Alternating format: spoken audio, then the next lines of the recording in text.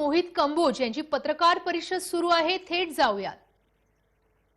इसके पीछे हुए लोग, जुड़े हुए लोग और किस प्रकार से एक इंसान ने या एक दल ने ये पूरे मैटर को लेकर देश के अंदर एक नैरेटिव, झूठ का नैरेटिव सेट करने का पूरा प्रयत्न किया। मैं ये प्रेजेंटेशन के रूप में लगाना चाहूंगा। ये फोटो पूरे देश में चर्चा की विषय रही और मुझे ऐसा लगता है, मेरे को लगता है मोबाइल साइलेंट कर दे सब जरा। मुझे ऐसा लगता है बहुत गंभीर विषय, कृपया करके थोड़ा आवाज ना करें पीछे के लोग प्लीज। ये फोटो पूरे देश ने हर एक सोशल मीडिया चैनल पर देखा गया कि कैसे एक आदमी किरण गोसावी शाहरुख खान जी के लड़के आर्यन खान के साथ सेल्फी ले रहा है। ये फोटो बहुत चली और इसमें भारतीय जनता पार्टी को जोड़ा गया कि कैसे किरण गोसावी भारतीय जनता पार्टी का कार्यकर्ता और नारकोटिक्स डिपार्टमेंट का समीर वानखेड़े का आदमी होकर कैसे आर्यन खान को एक पर्सनल खींचते हुए नारकोटिक्स डिपार्टमेंट में लेके जा रहा है।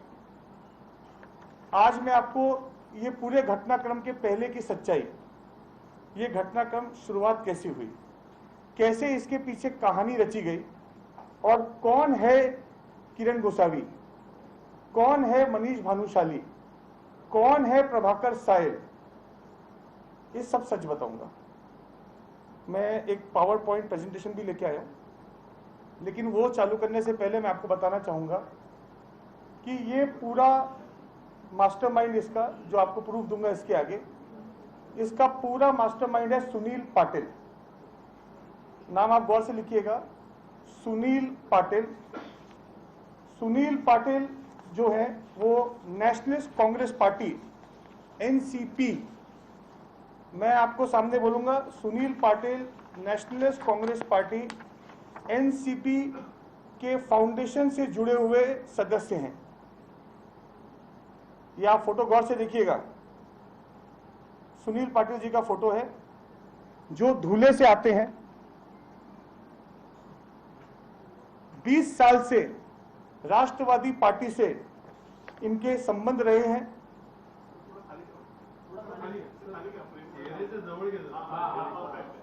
बीस साल से इनके राष्ट्रवादी पार्टी से संबंध रहे हैं और सिर्फ संबंध नहीं रहे हैं, सिर्फ संबंध नहीं रहे हैं, हाल ही में महाराष्ट्र के पूर्व गृह मंत्री जो अरेस्ट हुए अनिल देशमुख जी, उनके बेटे ऋषिकेश देशमुख के ये जिगरी दोस्त हैं। पूर्व गृह मंत्री आर पाटिल जी के साथ इनके काफी करीब के संबंध रहे हैं और महाराष्ट्र में नेशनलिस्ट कांग्रेस पार्टी, राष्ट्रवादी पार्टी के सभी नेताओं के, सभी मंत्रियों के ये घर के सदस्य जैसे हैं। ये मैं कोई आरोप नहीं लगा रहा हूं, ये मैं आपके सामने सच्चाई बता रहा हूं। और इन्फोर्समेंट डायरेक्टर की जो कार्रवाई अनिल देशमुख जी के ऊपर चालू है, उसके अंदर भी सुनील पाटिल जी का पूरा रोल डिफाइंड है। कैसे महाराष्ट्र के होम मिनिस्टर के खाते के अंदर अधिकारियों की बदली के पैसे सुनील पाटिल लेते थे, एक रैकेट मुंबई में सुनील पाटिल कैसे चलाते थे महाराष्ट्र में अधिकारियों का बदली का गृह मंत्री गृह विभाग के साथ, और पिछले कुछ वर्षों से 1999 से लेकर 2014 तक सुनील पाटिल और उनका गैंग पूरे महाराष्ट्र में बहुत एक्टिव था, सक्रिय था।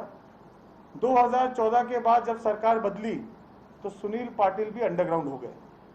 2019 के बाद फिर से सुनील पाटिल पूरे देश महाराष्ट्र में फिर से वो गैंग लेकर मुंबई के 5 स्टार होटल्स में पार्टी करना और ट्रांसफर और बदली की वहां पे पूरा रैकेट चलाना, ये सुनील पाटिल और उनका गैंग करते आ रहे हैं। इसमें काफी ब्यूरोक्रेट भी सुनील पाटिल जी के साथ इन्वॉल्व है। महाराष्ट्र के महाविकास अघाड़ी के काफी मंत्रियों के रिश्ते उनके साथ हैं, जिसकी मैं आपको जानकारी और ऑडियो क्लिपिंग आने वाले आगे प्रेस कॉन्फ्रेंस में दूंगा। लेकिन हम शुरुआत करते हैं आर्यन खान केस से। सुनील पाटिल का आर्यन खान केस से क्या लेना देना?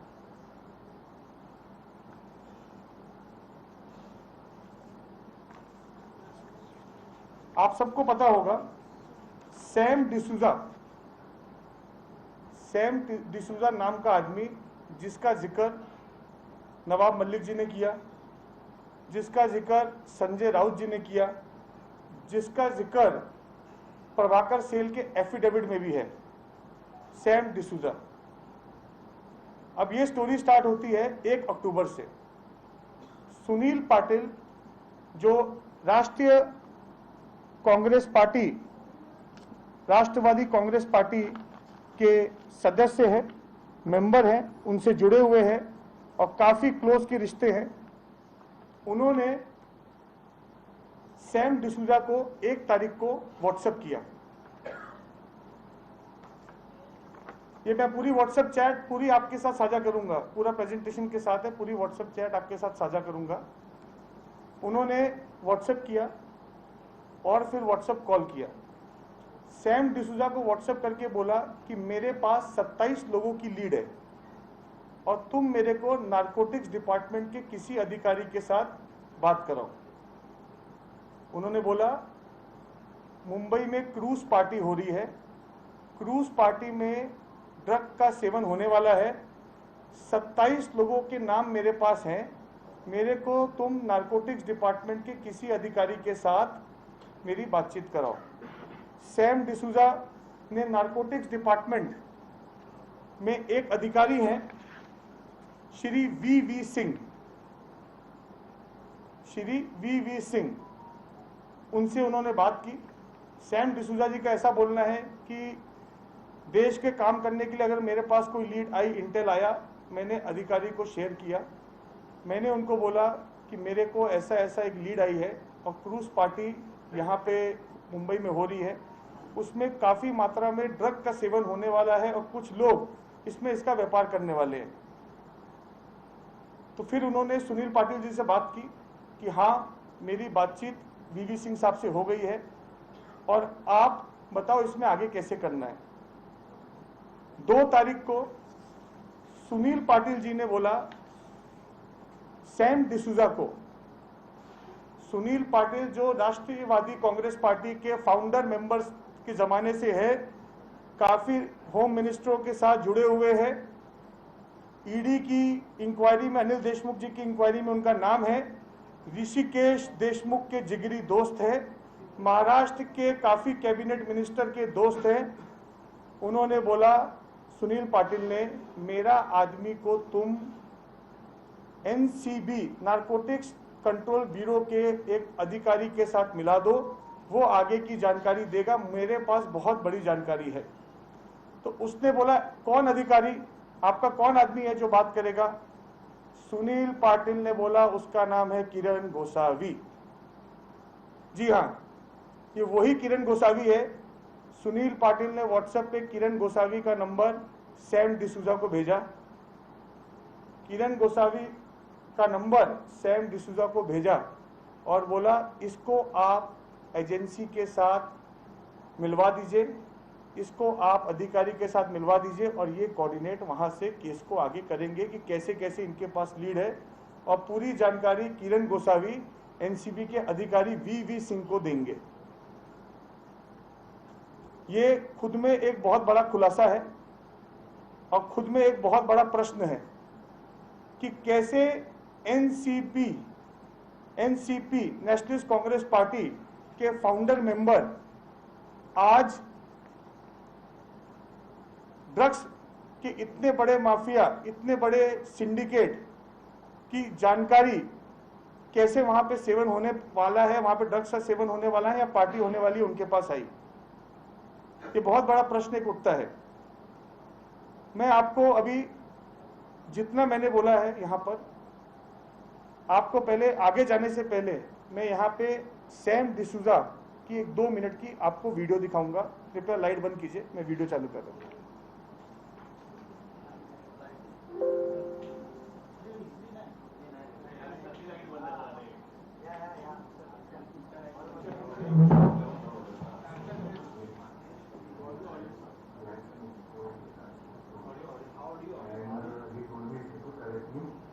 With the NCB officials, since I know from first from Mr. Sunil Patil saying that he had some info in regards to the code. And he told me if he could connect me with the NCB officials. Since I know some NCB officials through some media magnets, so I told him I will talk to them and let you know. And when I spoke to them, they asked me that do you have any confirmed information? So I insisted on Mr. Patil that he send me the information in which they are satisfied and then they will meet you. So Patil sent me on the first night, he sent me a list of 27 people. And after that, he told me that he is sending his people, that is Mr. Kiran Gosavi and Manish Bhanushali, to Bombay for Ahmedabad. And at 7:30 in the morning on the second, when they reached, they called me and they insisted me to come and get this meeting done between the NCB and them. But unfortunately, it is not my profile, it's not my job, so I didn't vouch for it. And I said no. And at 9 o'clock, they met the superintendent of the Mumbai Civil Unit, and everything was done. And after that, at around 8:30, when I was having dinner with my associates, I got a call from Mr. Sunil Patil again, stating that can you please go to the Green Gate, where the close was. There was a raid conducted at 4 p.m. in the evening. So I told him, well, this is not my job again, and I am not liable to go there because I have a meeting that's going on with my associates. And I asked him, you can call Mr. Gosavi, who is your man, so that you can take updates from him. That's why I introduced you to him. Okay, so you can get your work done. But then he insisted me, saying that please, Kiran Gosavi is not answering my phone, so can you please go and meet him. And so I told him that I'll finish my dinner, I'll finish my meeting, and then I will go towards Green Gate. So after I finished with this, I went towards Green Gate, I met Mr. Gosavi for the first time. And then we coordinated on the phone. He shook hands with me, he said thank you for letting me introduce to the NCB officer. I said you were doing a good job and I was thinking to do good for the nation. That's the reason why. ये आपने देखा, ये Sam D'Souza हैं जिन्होंने सुनील पाटिल के बोलने पर किरण गोसावी को वी सिंह करके अधिकारी से मिलाया। जिस हिसाब से पिछले कुछ समय में, एक महीने में एक नया नैरेटिव, एक झूठ की स्टोरी, भारतीय जनता पार्टी का रेड के साथ इन्वॉल्वमेंट, भारतीय जनता पार्टी के लोगों का विटनेस बनना, भारतीय जनता पार्टी का समीर वानखेड़े के साथ हैंड टू हैंड होना, तो ये कॉन्स्पिरेसी रचने वाले ऐसे महाराष्ट्र के कौन से मंत्री हैं जिन्हें सुनील पाटिल को आगे कर एक कॉन्स्पिरेसी रचाई, ये प्रश्न खड़ा होता है। ये राष्ट्रीय एजेंसी और किसी अधिकारी को बदनाम करने के लिए ये कौन सी पिक्चर का निर्माण किस मंत्री और कितने मंत्रियों ने किया कि जो सेंट्रल एजेंसी महाराष्ट्र में नारकोटिक्स डिपार्टमेंट ड्रग फ्री की मुहिम चला रही है, उसमें ड्रग फॉर नेशन की मुहिम चलाने वाले मंत्री और नेता इसके पीछे कौन है, उनको जवाब देना पड़ेगा। ये मैटर यही नहीं रुका। जब ये किरण गोसावी और बाद में आगे चलकर सैम डिसूजा की बातचीत हुई और उसके अंदर किरण गोसावी ने सैम डिसूजा को धमकी भी दी, लेकिन उसके पहले सुनील पाटिल और सैम डिसूजा की आपस में एक अगस्त में बातचीत हुई।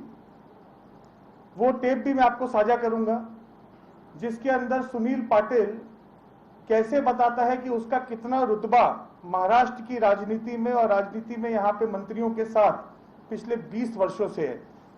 मैं इस ऑडियो के माध्यम से किसी मंत्री के ऊपर जिसका नाम लिया गया उस पर कोई आरोप नहीं लगाना चाहता, लेकिन ये प्रश्न जरूर उठता है कि उनको जवाब देना पड़ेगा कि सुनील पाटिल के साथ उनके क्या संबंध है। उसमें भ्रष्टाचार के आरोप हैं, लेकिन मैं उस पर उनके ऊपर बिल्कुल कोई आरोप नहीं लगाता। मैं मीडिया को बोलना चाहूंगा, बहुत सीनियर मिनिस्टर हैं, लेकिन उनको सुनील पाटिल के साथ क्या संबंध 20 साल से रहे हैं, उनके पार्टी के, उनके नेताओं के और खास करके होम मिनिस्टर्स के क्यों संबंध सुनील पाटिल के साथ रहे, महाराष्ट्र की बदलियों में सुनील पाटिल का क्या लेना देना।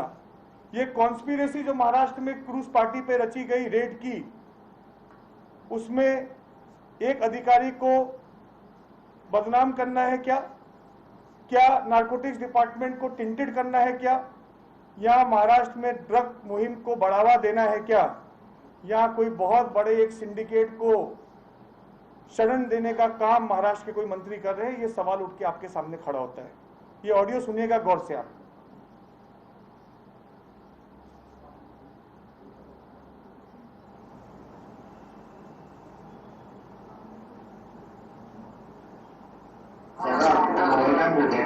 आपको कंफर्म है उसने 25 पेटी दिया? अरे कंफर्म यार, तो एक बात बता, मैं लास्ट लॉकडाउन में क्या था, दुनिया में था बराबर। उमर साहब को एक फोन किया मैंने, ठाकुर का पहले चलेगा कम मजा आया, एक फोन पे हो रहा बराबर। उमर साहब और हम लोग 98 से साथ में, कितने 98 2 साल 21-23 साल से साथ में। आवा उमर ड्रीम कॉल से पाटिल जब दारू पीते थे ना रात को, तीसरा पर्सन मैं रहता था आबा उनके बीच में। समझ गया। और जब मेरे को 99 से उमर साहब PS थे वल से पाटिल साहब के, तब से मुझे उनको कोऑर्डिनेट करके रखा, तो मुझे क्या जरूरत है किसी की? नहीं मैं समझ गया वो, तो मैं उनको बोल देता हूँ ना उससे नितिन। भाजप नेते मोहित कंबोज यांची पत्रकार परिषद आपण पाहिली। मोहित कंबोज यांनी सुनील पाटील यांच्यावरती गंभीर आरोप केले आहेत।